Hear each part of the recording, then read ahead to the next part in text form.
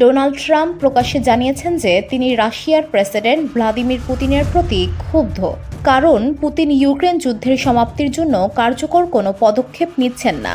Trump হুমকি দিয়েছেন, যদি 1 মাসের মধ্যে যুদ্ধবিরতি না হয় তবে তিনি রাশিয়ার তেল রপ্তানির ওপর 25% থেকে 50% শুল্ক আরোপ করবেন। এনবিসি নিউজকে দেওয়া এক সাক্ষাৎকারে ট্রাম্প বলেন, যদি রাশিয়া এবং আমি ইউক্রেনের রক্তপাত বন্ধ করার বিষয়ে চুক্তিতে পৌঁছাতে না পারি এবং যদি আমি মনে করি যে এটি রাশিয়ার দোষ, তবে আমি রাশিয়ার সমস্ত তেলের ওপর শুল্ক আরোপ করব। তিনি আরও জানান, যে দেশ রাশিয়ার তেল কিনবে তারা মার্কিন যুক্তরাষ্ট্রের সঙ্গে ব্যবসা করতে পারবে না। ট্রাম্পের এই কঠোর অবস্থানের পেছনে কারণ হল, সম্প্রতি পুতিন ইউক্রেনের প্রেসিডেন্ট ভ্লাদিমির জেলেনস্কির বৈধতা নিয়ে প্রশ্ন তুলেছেন।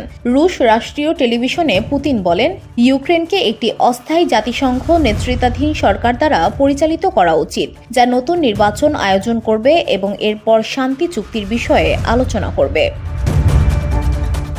ট্রাম্প বলেন, আমি খুব রাগান্বিত হয়েছিলাম যখন পুতিন জেলেনস্কির বিশ্বাসযোগ্যতা নিয়ে প্রশ্ন তুললেন। এটা সঠিক পথে যাচ্ছে না। তিনি বলেন, নতুন নেতৃত্ব মানে দীর্ঘ সময় কোনো চুক্তি হবে না, তাই আমি ক্রেমলিনের ওপর চাপ বাড়াতে চাই।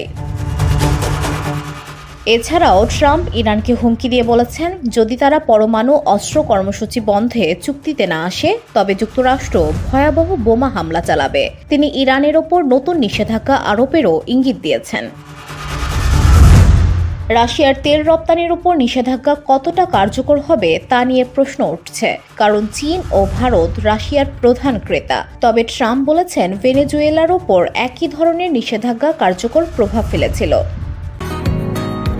বসুন্ধরা, উত্তরা, বনশ্রী, কুড়িল ও বাড্ডা সহ রাজধানীর বিভিন্ন স্থানে অভিজাত ও অত্যাধুনিক মানের ফ্ল্যাট কেনার এক নির্ভরযোগ্য প্রতিষ্ঠান প্লেজেন্ট প্রপার্টিজ লিমিটেড। তাই আপনার স্বপ্নের আবাসনের জন্য আজই যোগাযোগ করুন।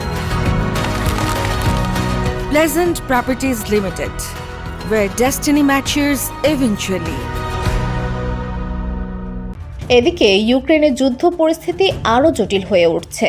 সম্প্রতি খার্কিভে রুশ হামলায় 2 জন নিহত এবং 25 জন আহত হয়েছে।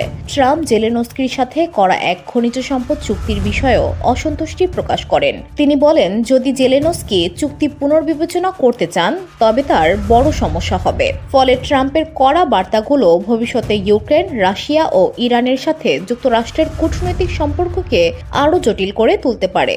ফলে ট্রাম্পের কড়া বার্তাগুলো ভবিষ্যতে ইউক্রেন, রাশিয়া ও ইরানের সাথে যুক্তরাষ্ট্রের কূটনৈতিক সম্পর্ককে আরও জটিল করে তুলতে পারে। VOD Bangla news desk.